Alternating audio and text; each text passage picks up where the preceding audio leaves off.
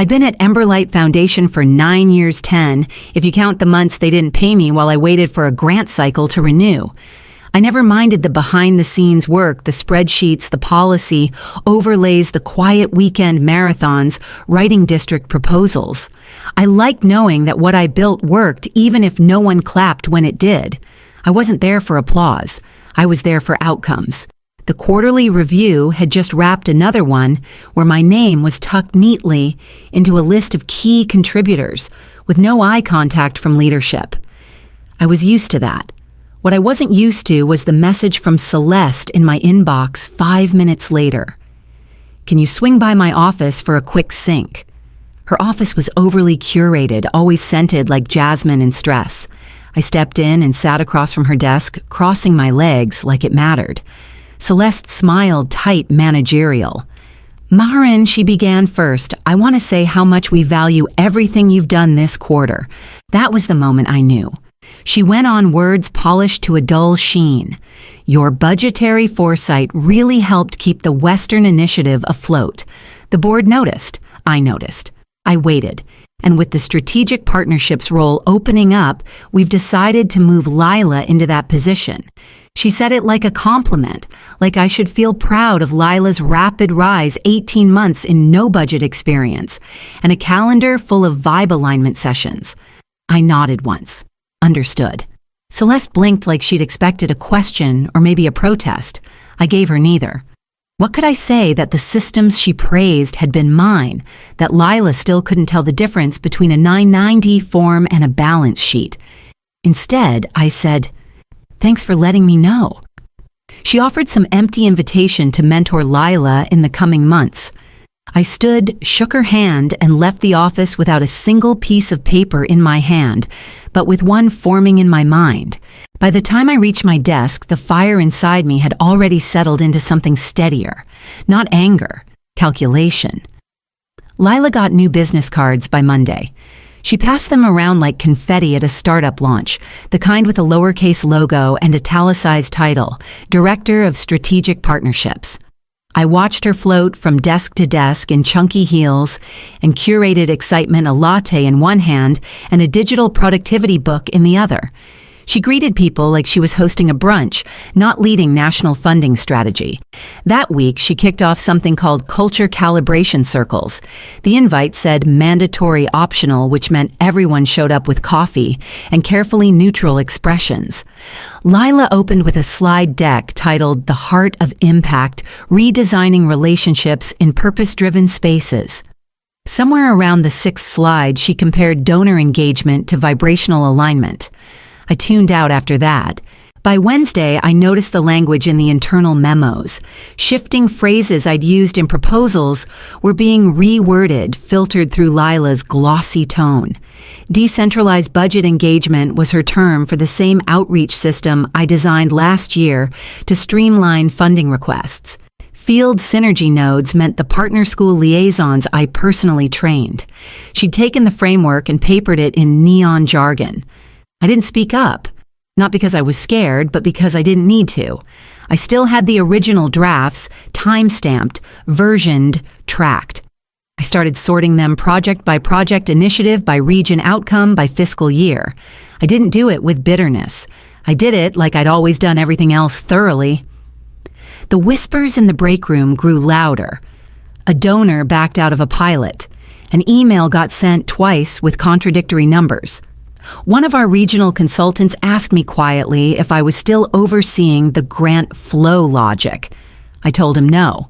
Then I watched the discomfort settle into his face like bad weather. At night, I reviewed old correspondence, attached notes, tagged key messages. I created a folder called Continuity Assets, not for revenge, but for reference. Because if the day came when truth needed structure, I didn't want to rely on memory. By Friday, I had everything I needed in one place, documents, frameworks, and one final letter sealed, but not yet delivered. 2 weeks passed. LILA settled into her role with more enthusiasm than understanding stacking initiatives like mismatched furniture. Meetings ballooned into performances, all sparkle and zero structure. I attended exactly as often as protocol required, offering nothing, absorbing everything. The weight of what I knew had grown dense. It was time. I sent a short message to Celeste that morning would appreciate a quick one-on-one this afternoon. Her assistant replied with a slot at 3:15. That suited me. I walked into her office carrying a manila envelope and a slim navy folder. Celeste stood when I entered, gesturing toward the same chair where she'd offered me platitudes and disappointment 2 weeks ago. I didn't sit. "Thanks for making time," I said. She smiled politely. "Of course. I wanted to let you know I'll be stepping down." I placed the envelope on her desk. "That's my formal resignation." Her brow lifted just slightly. "I see. And attached is a summary of concerns I believe the board should be aware of." I continued, nodding toward the folder beneath. "Misuse of designated funds, inconsistencies in reporting metrics, and at least one instance of donor redirection without consent."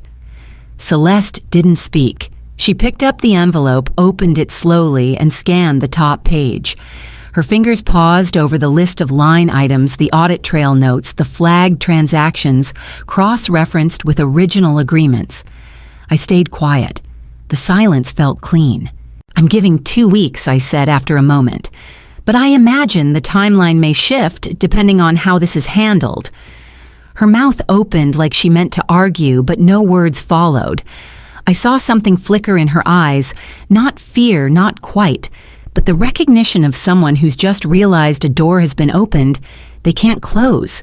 "I won't be discussing the contents further," I added. "It's already been submitted through the appropriate compliance channel." I turned and left without waiting for her response. As the door clicked shut behind me, I felt a calm settle into my spine, something sharp but steady like momentum, finding direction. My final 2 weeks were unremarkable by design.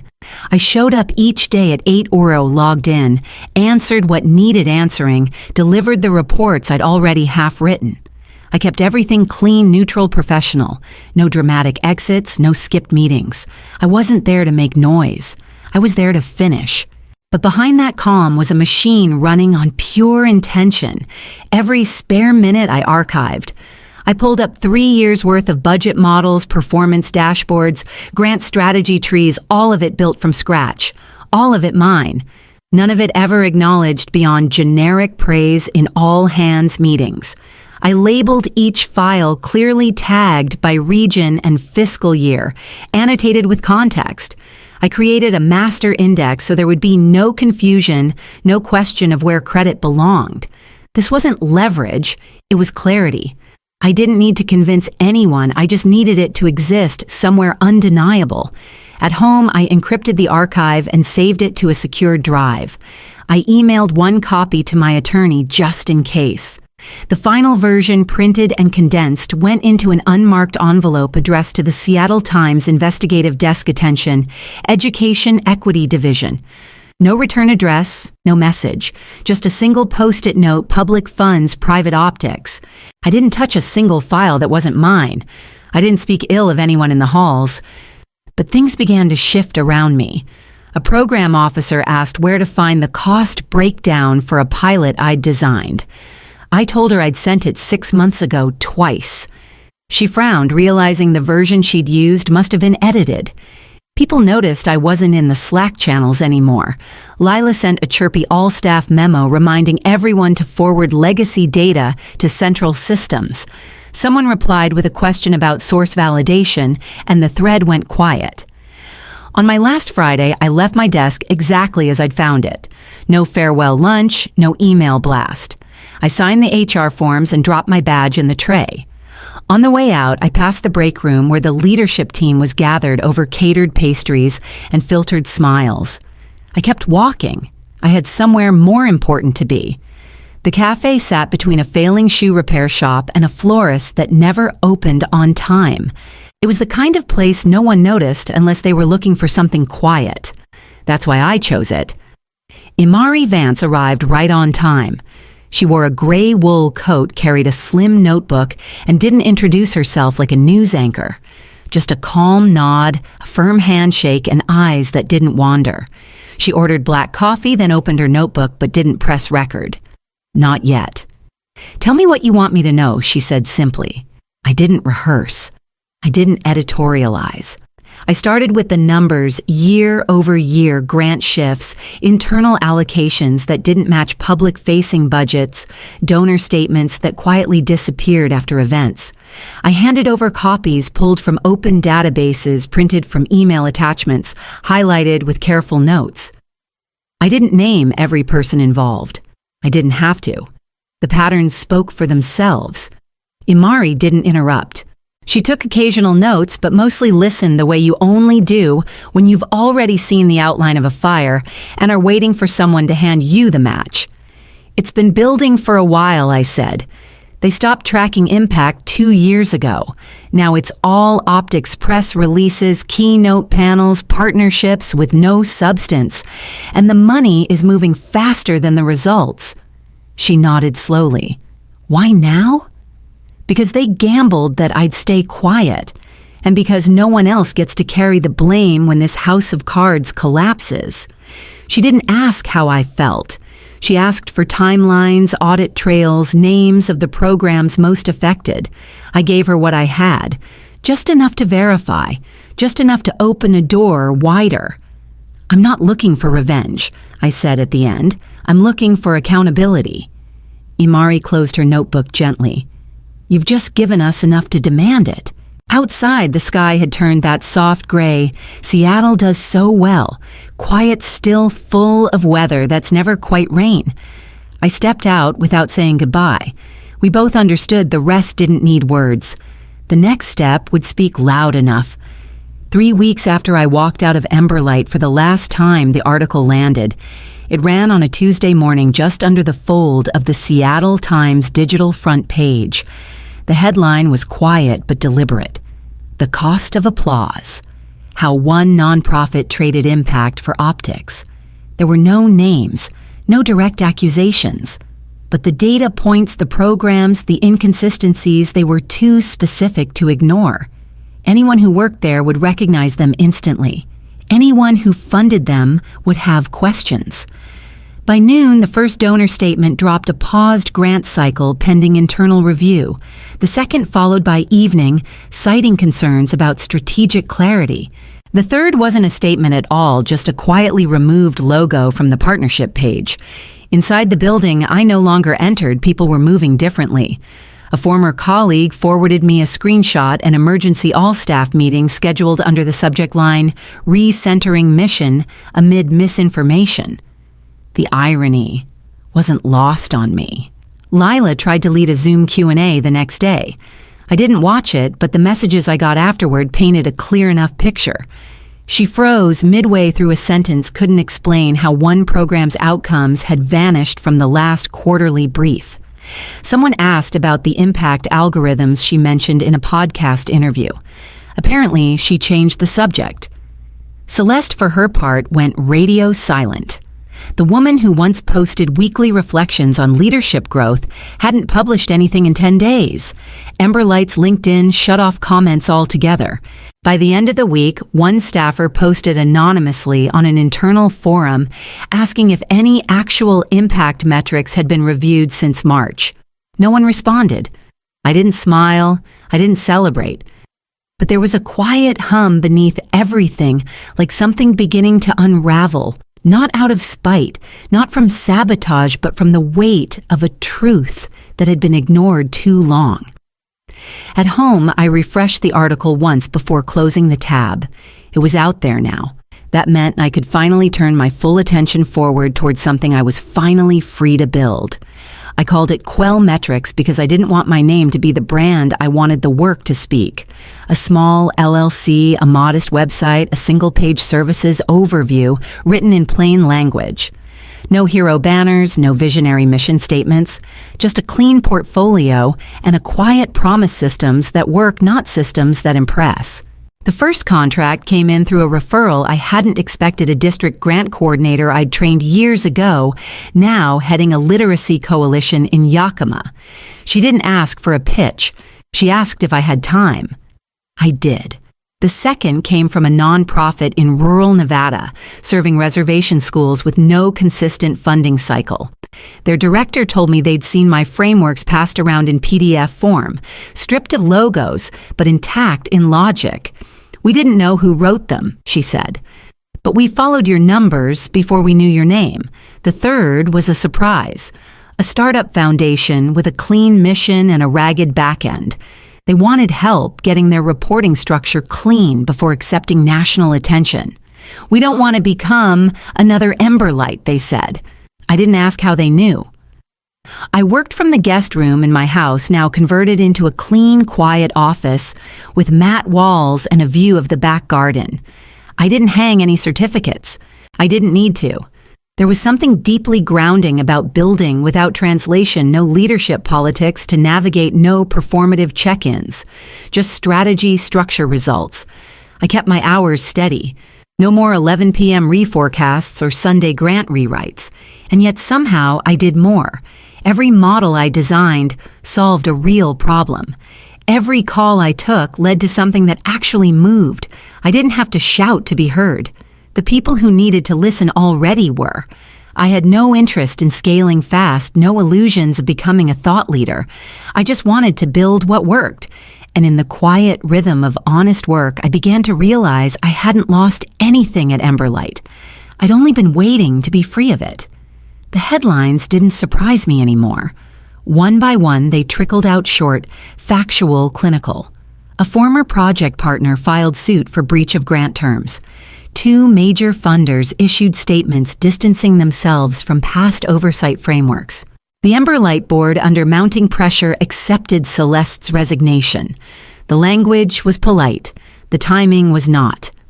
LILA's exit came a few days later, buried in a press release about realigning internal energy and external expectations. The phrase, stress-related issues, appeared halfway through.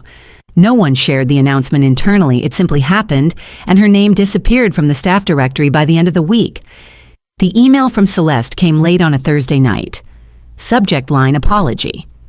Her address wasn't the work one. It came from a personal account, the kind with a generic Gmail domain and no signature banner.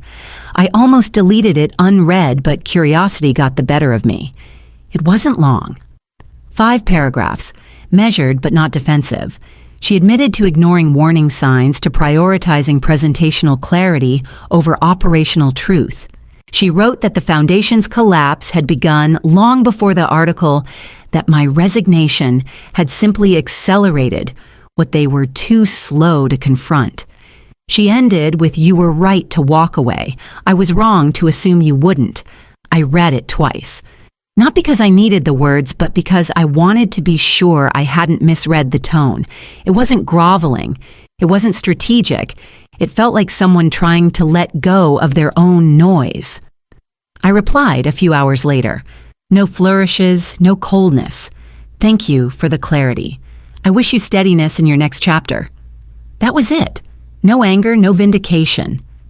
Just a closed tab, and then back to the metrics dashboard I'd been reviewing for a new client. The work didn't stop. It didn't even pause. Somewhere out there, an old structure was collapsing in silence. But in my corner of the world, something else was unfolding. Something steady. Something built to last. It came on a Monday morning, nestled between a reminder to update my quarterly client summaries and a shipping confirmation for printer paper. The sender's name wasn't familiar, but the domain caught my eye, an education innovation fund I'd followed quietly for years. I opened the email with half my attention, expecting a newsletter or an invite to a webinar. Instead, it was a proposal. They'd reviewed a demo of the grant mapping dashboard I'd posted in a closed education forum 2 weeks earlier. The same tool I'd built in pieces during stolen weekend hours at Emberlight. The one that had been dismissed twice as too granular to scale. Their message was direct. They saw potential. Not just to fund it, but to help bring it to districts across the country. No branding tweaks. No promises of visibility in exchange for control. Just a full grant, a platform, and an offer to join their advisory board. We don't want to package your idea, the email said. We want to protect it while it grows. I stared at the screen for a long time, not out of hesitation, but because it felt like something I hadn't realized I was waiting for.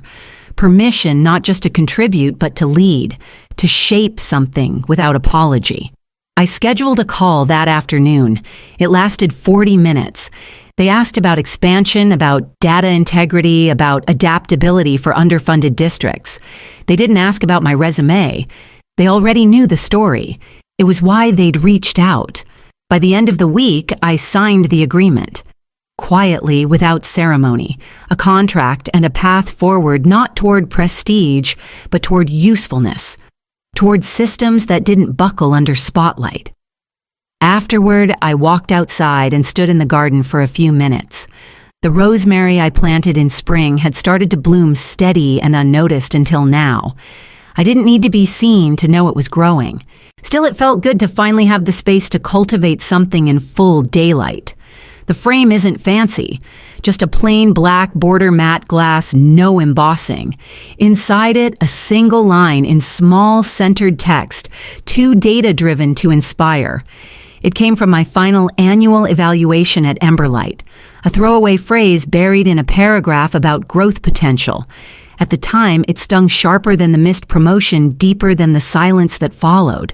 Now it hangs above my monitor, not as a scar, as a milestone. I see it every morning when I open my laptop and begin mapping new strategy models or reviewing implementation data from pilot districts. I see it again during my mentorship calls, monthly sessions. I started with a handful of younger professionals who'd reached out after the article.